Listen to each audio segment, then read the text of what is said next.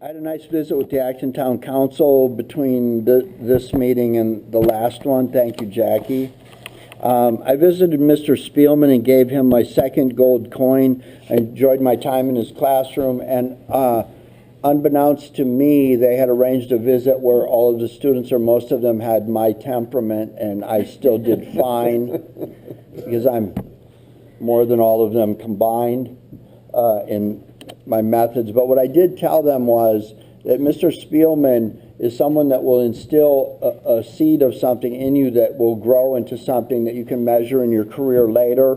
And I encouraged them, I asked them if there was one teacher that they could remember in their educational career, and believe it or not, there were several examples of teachers that the kids enjoyed actually, and were able to say, that teacher has made a difference in my life. So I encourage them to go back to those teachers and have a moment with them and tell them, you know, that you have impacted my life. Because when you get old, like Tim here, you can't always go back and find the teacher and either apologize for being disruptive to their class or to tell them that, you know what, you are responsible for this, baby. Oh, I see Lee Jennings is here. Wonderful. Softball, Alyssa, I love you. I love your style. Gentle pressure applied relentlessly. I use that myself at work, but we can't avoid the warranty, so they've got to be held to it, and we don't want to make them feel like we're desperate to give them more money than they deserve. So thank you for your patience, and please message that out. I went to the Young Americans thing. That was incredible. I went to the Harmonic Bronze thing, and what I was really enjoyed about Harmonic Bronze is they actually had parents and community members up there playing, and they actually did really well. And so that program has gone from a select few where everything has to be perfect to it's including the community. And I'm also seeing the High Desert Sports program taking off and doing well. Behind all this, where my brain works is, I think there are students in this district who will always be here. I don't think we have a problem retaining those, but some of the students that we have a hard time reaching with either resources or that have needs, I always worry about whether or not we can keep them, because that's where our ADA bleed off is. And I think that when we start having these programs, these community programs that are inclusive and represent the arts and dancing and all those other things I have no experience with and can barely appreciate myself. You can't dance, Ken. Have you ever seen my wife, dude?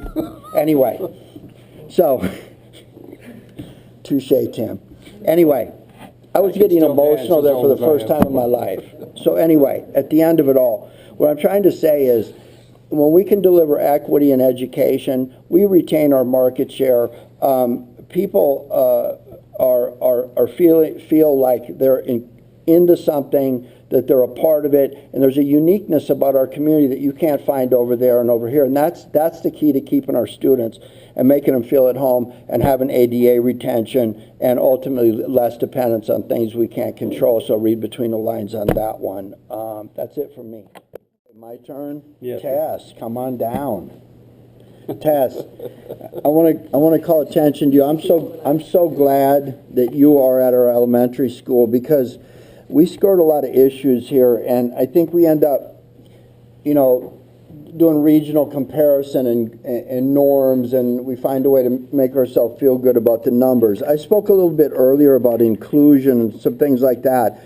And to cut to the chase, we're talking about the Title I kids. I talked to my board member comments that we're not talking about the kid that's going to be here and stay here and why. We're talking about the kids that drop through the cracks. And I do not, for the life of me, being a government employee, enjoy when I see these exposés on television where you got people going home in city trucks and hanging out at the bar, and all of a sudden it turns into, oh, I wasn't supervised, and then somebody at him or their level suddenly becomes the victim of something because somebody just won't engage.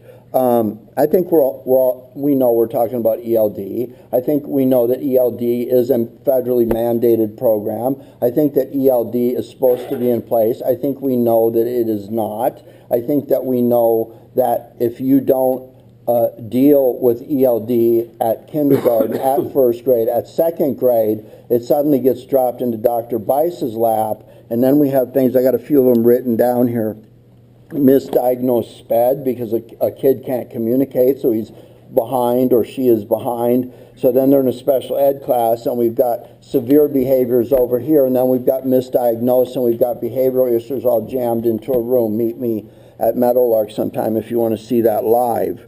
I think that some people are misidentified when they look at something like my last name and sound it out. Suddenly that becomes a reading disability or dyslexia. I don't think that that's always what it appears to be. And then we have behavioral issues when people are excluded out of the normal performing group and feel that they have to be a joker or a tough guy so they're not labeled as stupid. So by the time that we get to Giselle Bice and those kids and up into high school, that's where our ADA bleed off is. And that's where we lose people. And that's where we become dependent on superficial funding sources that will not last.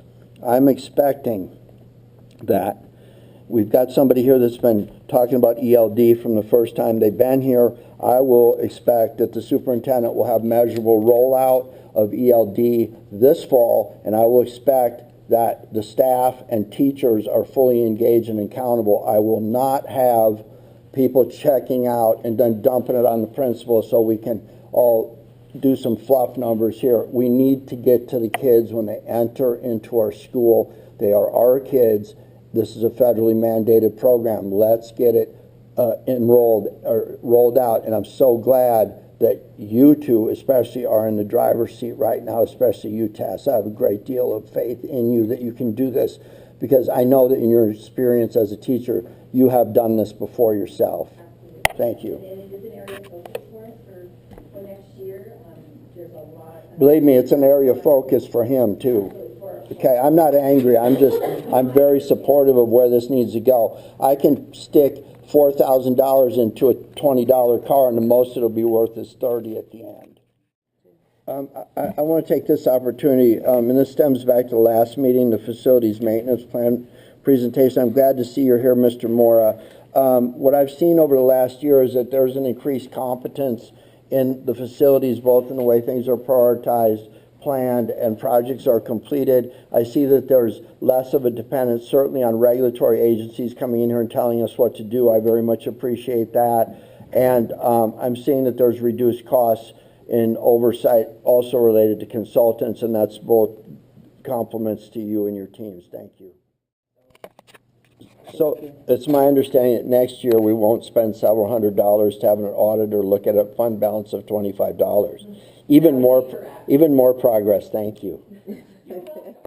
I beat my head over this 2.5 years ago. I had people advocating the minute I hit the board. I made movies, Hardy Boys movies, called The Case of the Missing Mustang. There was this idea that the trophies that, when was the high school built, or the first? 91. Okay. Are there any trophies around here from 1991? Does anyone know of a trophy from 1991, 92, 93, 94, anything like that? There were trophies, yes. Well, no, I'm not asking if there were trophies. I was 16 years old at one time, and I'm not 16 anymore. Are there any here now that anyone knows of? Let me make one comment. No, please. It's my floor now. I just asked a question. Can somebody show me a trophy from 1999 or anything thereabouts of that vantage? I heard that they disappeared. Okay, so can anyone confirm or deny what Lillian just said? Are there any of those trophies around? Has anyone seen one? What is the oldest trophy you've seen? I'm sure there were probably some, and if we reached people via maybe Facebook, I'm sure if we asked them for some, that there would be some that still have them.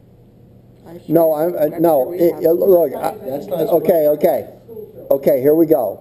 In 1978, I was the debate and forensic champion of my school. There was a trophy that goes back to 1902 that has my name on it, and believe you me, they know where it's at. It's in the trophy case. So it sounds to me like if we don't have a trophy case that represents the first few years of our high school being unified into this district, that we were either really bad and never even won any place and had no trophy, or somebody pitched the trophies. They pitched the trophies. Wow, brilliant. So, now we're at today, okay? I will say this, some people who have never had power before don't know what to do with it when they get it. But I don't have a time machine to go back 2 and 3 years. This is, and I've ranted about this before, this is just yet another example of our need of an athletic director that is beyond figuring out whose logo we're going to use this week, and figures out that maybe I should not just worry about the sport I run, but maybe I should go to Miss Toledo over here or Dr. Bice and stop the helicoptering of certain people influencing the entire sports program to whatever it is they want to focus on today, and grow this up a little bit. And this is just another example. So now, Boise State, I would expect a letter from their attorney anytime, which will force us into an expenditure that I couldn't make 3 years ago or 2.5 years ago when I went on this board. When I, at work, make decisions about playgrounds, I look at the surfacing of the playground. If the surfacing does not pass compaction tests, it is time to change it. If a kid falls and hurts themselves, the city I work for is at risk. So when I perform that evaluation, I don't say I'm going to put $600,000 worth of playground surfacing in today and then change the playground equipment 3 years from now because, well, it needs to be changed now. It's about planning, it's about organization, and it's about organizational competence and specialty in what you're doing. And not to pick you two out again back there, but this is just another example of the improvements that we've needed in our facility planning and those types of things. So, Tim, I understand your frustration, very much so. But until we figure out when is the floor scheduled to be its first major sanding, can anyone tell me that? Yeah, so it's about, and that's so, and correct me if I'm wrong, but it would be about another 8 years of life on that floor, as I understand it. They recommend to redo the whole floor in 10 years, when it's 10 years old. Which would be another 8 years. Okay, so, hang on. Back up. I got the floor mic. So, what I'm asking is this. When is the next time, to Jackie's point, I think anyone who has any level of eyesight can go in and see that floor is wearing now. And in defense, I don't want somebody to run down the road and say, well, because there was some dance process or something. There's a floor covering that's used routinely. Has anyone in this room been to an event where the floor was completely covered, including the Young Americans thing? So no one is trashing the floor. I don't see people spilling food all over the floor. So normal routine maintenance says that floor is ready to be sanded when? 8 years. 8 more years. And so, tell me what happens to the life of the floor when we sand it prematurely to pull up a logo. Come on up to the microphone. If you don't know the answer, just tell me. I don't know. The last thing I want to do is put you on the spot. Basically, every time you resurface a whole floor, Yes. you're taking off an actual big chunk of. And that's probably done with a laser grader to tell you, I got some wows over here, and if this needs to come up, then this needs to come down. Yeah. When do you think the painting on the wall will need to take place? When it's 10 years old, that's when you have to redo the whole floor 100%. So short of someone going in there and throwing zip strip on there or eggs at the wall, it's a little bit of time before the things are done. Before we're ready to paint again. Okay? So now we're at, okay guys, now help me out. What else is on the building that would need to be changed in a logo change? Nothing. The main office. Front there's signs that would need to be changed. But I'm talking about major things that would involve the equivalent of sanding the floor. I believe that there are 2 big signs on the front of the school that, depending on how they were framed, might require approval from DSA. Okay, so Being anchored. I don't see any of the people you're talking about here today. that made some of these decisions. You're They're welcome. not? You're welcome. No problem. So now we're here today. I'm as frustrated as you are. I hope I don't go back to my school and find out my 1902 trophy is gone because somebody felt that they should wipe away everything before I created my whatever it was. But I think the bigger issue we have here is, where does this list go to from here, from the gym floor? What do we start talking about? Do we start talking about uniforms? Do we start talking about, what's the scope of this change? Help me understand this. Well, you know, it would really depend on directions from the board, so if you were gonna have another agenda item perhaps down the road where you were gonna discuss, you know, staff would like you to make a progressive change, we'd like you to make no change, we'd like you to make an immediate change. So if you wanted to make an immediate change, that would certainly impact social media, it would impact the clothing attire, the gym floor, the paint, and the sign. Not to be rude or offensive, but again, just another problem dropped in your lap to fix, you all too. So at the end of the day, Mr. Mora, my apologies that you have advanced yourself to the point where you can finally be rewarded for misdirection that was given to you before. But we are at a reality point where I'm sitting here harping about ELD being rolled out. I'm talking about inclusion. I'm talking about kids. And now our focus is back to somebody deciding that they were going to put some football thing. And I mean, I could understand it if we had some relationship with this college that were using their logo and they were taking our kids or had a scout out here, at least some relationship, but I don't understand that relationship to be. So my expectation is if this is going to be discussed intelligently, that it overlaps with the scope of the rollout, which departments are affected, what the budget looks like, and where it would drop into the regular maintenance routine and not and come at it from the approach. But short of us getting a letter from Boise State tomorrow morning, I'm already looking for money. And if you don't think so, read the LA Times today. It's kind of painting the picture out for you a little bit. My questions to you as staff were, when is that floor ready to be sanded? When are those types of things? And in an intelligent environment where there is planning and no ego and no threats, you tell me that floor is ready to be sanded, that wall is ready to be painted. Did you not tell us last time that you have a maintenance tool from a regulatory agency that you use to rate your facilities for the SARC report? Is that true? Yes. Yes. So, when it comes time where they tell you that the paint is falling off your wall, you don't let that happen. So my support lies in, if staff looks at the facility maintenance plan that we just heard for the first time the last meeting since I've been on the board for 2.5 years, that when it comes time that you would replace the floor, when you do those types of things, sand the floor, and those things are dropped in, then the wise people say, we discuss branding opportunity when that happens. If a lawyer comes walking in here and we're ordered to be compliant, that's what we do. But I'm not going to sit here and be blamed for somebody's ego that were 4 years before I even sat on this board.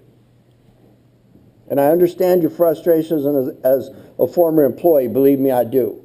But at the end of the day, all I am interested in hearing is how a corrective plan that would brand a new logo be rolled into the maintenance plan. That's all I'm interested in hearing. Thank you.